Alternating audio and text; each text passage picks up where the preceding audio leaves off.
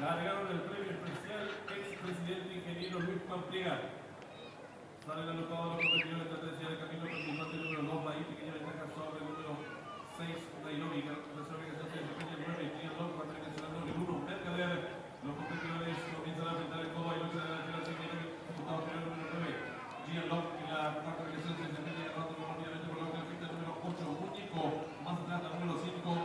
Shimos Bin. Competidores están en mitad de codo y lucha de la final 9, Gia López, Pequeña Ventaja sobre el 8, Muñeco, tercero se desempeña el número 5, Shimos Bin, cuarta ubicación número 6,